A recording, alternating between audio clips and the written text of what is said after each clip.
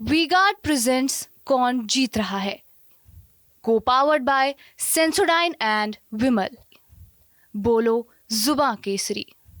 और क्या राजस्थान में बीजेपी हैट्रिक लगा पाएगी या फिर कांग्रेस कुछ बड़ा करिश्मा करेगी? जिस तरीके से उसके नेता कहते हैं कि बीजेपी से ज़्यादा सीटें इस बार उनकी होंगी। उधर रविंद्र सिंह भाटी, नागौर से हनुमान बेनीवाल, सीकर से अमराराम, सरीखे नेता राजकुमार रौत, जो कि इंडिया गठबंधन के हैं या फिर उनके सहयोग से, कांग्रेस के सहयोग से चुनाव मैदान में ताल ठोक रहे हैं। इन सब का क्या कुछ होगा एग्जिट पोल के जरिए आपको पता लग जाएगा। और उसके बाद 4 जून को तो नतीजे आने ही हैं। लेकिन उससे पहले आज हम हमारे executive producer Pushkar Chauhan sir से समझेंगे 25 सीटों का पूरा समीकरण। कहाँ कितनी सीटों पर कांग्रेस आगे है, कितनी सीटों पर बीजेपी को एज मिल रहा है, और कौन सी वो सीटें हैं जहां पर कांटे की टक्कर, बराबरी की टक्कर, या फिर उन सीटों पर कभी भी जो है 19, 20, 21 का पलड़ा किसका भारी है या हो सकता है, वो पूरा कुछ समझेंगे पुष्कर सर से। सर, अब एग्जिट पोल और नतीजों से पहले एक फाइनल समीकरण हमारे दर्शकों को आप समझाएं जरा।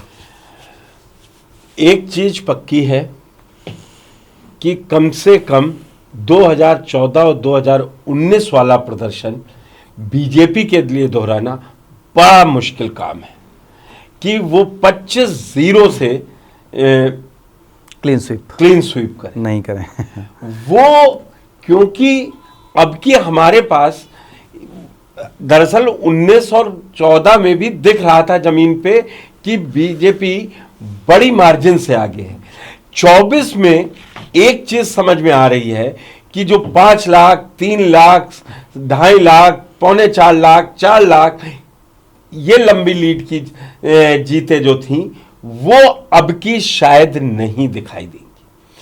शायद करेक्शन किया है 10 साल में कांग्रेस ने अपनी नीतियों में या अपने संगठन को किस तरीके से यूज करना है। इस बार जो उसने एक दरवाजा खोला छोटे दलों के लिए, कहे राजस्थान के, या सहयोगियों को जगह देने की कोशिश की है। एक तरीके से कांग्रेस धीरे धीरे करके कंसीड करती जा रही थी, राजस्थान में जमीन खोती जा रही थी। इस बार जब 2023 में नतीजे आए विधानसभा के, तो एक जो पैटर्न रहता है राजस्थान का, उससे को ही वो रहा कि 5 साल बीजेपी, 5 साल कांग्रेस। लेकिन अब की कांग्रेस 70 सीटों पर आई तो कांग्रेस को थोड़ा जोश मिला, क्योंकि उसी समय दिसंबर में उसको करारी हार का सामना पड़ा कर रहा है, जहां पे उसको मध्य प्रदेश और छत्तीसगढ़ में लग रहा था सरकार वापस लौटेगी, वहां उनकी करारी हार होती है। और राजस्थान में जिसके उलट, जहां अशोक गहलोत और सचिन पायलट कैंप में जबरदस्त अंतर्विरोध आखिरी तक देखा गया, उसके बावजूद 70 सीटें जीती। तब कांग्रेस को लगा कि राजस्थान में अभी कांग्रेस के लिए संभावनाएं ज्यादा हैं, वो मेहनत करे। कांग्रेस ने करेक्शंस किए अपनी स्ट्रेटजी में। उसने हनुमान बेनीवाल को साथ मिलाया, उसने राजकुमार राउत का साथ दिया, उसने सीपीएम का साथ दिया और अमराराम को समर्थन किया।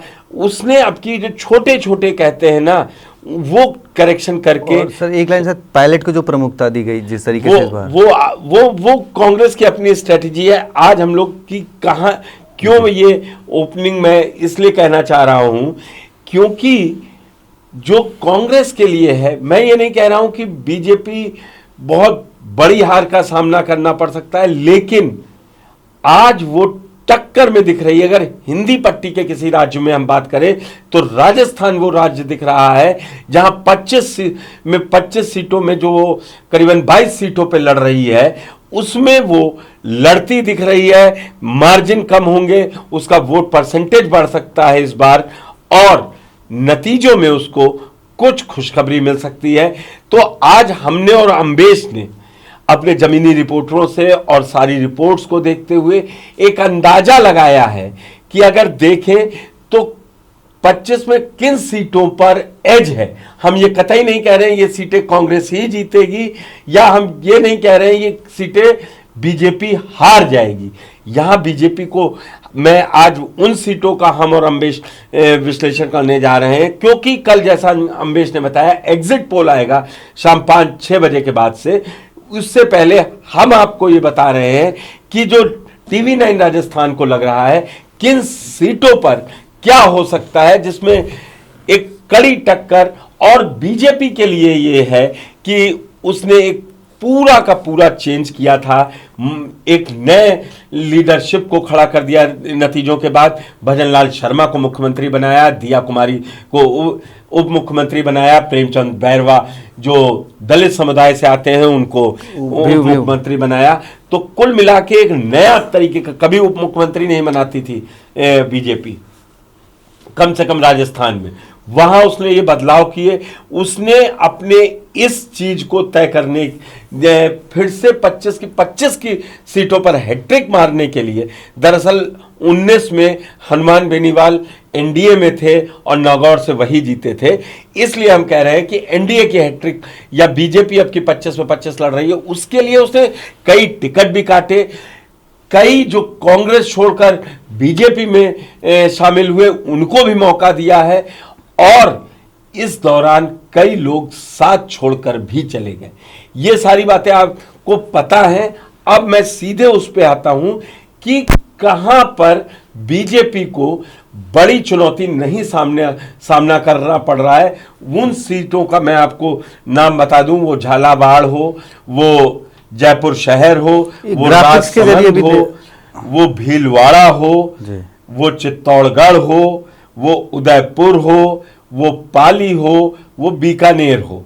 तो आप देख रहे हैं ये 8 सीटों पर कम से कम अभी कोई बड़ी चुनौती उसको सामना नहीं करना पड़ रहा है। जो अभी तक नजर आ रहा है उसमें यह है कि बीजेपी ये सीटें कंफर्टेबली जीत लेगी। इसमें मतलब उसको कोई बड़ा विरोध का सामना या वोटरों में कोई नाराजगी यहां नहीं दिखाई पड़ रही है। जैसे झालावाड़ से दुष्यंत सिंह है बीजेपी उम्मीदवार, वो वहां कंफर्टेबली आप समझ सकते हैं कि वसुंधरा राजे अगर किसी सीट पर भी चुनाव का प्रचार सबसे ज्यादा कर रही थी तो वो अपने बेटे के लिए कर रही थी, वो ये है। जयपुर शहर में कोई प्रॉब्लम नहीं है, अभी अभी विधानसभा का चुनाव खत्म हुआ है, शानदार प्रदर्शन भारतीय जनता पार्टी ने जयपुर शहर में किया, तो जयपुर शहर की सीट उसको जीतने में दिक्कत नहीं आ रही है, वो एज पे है।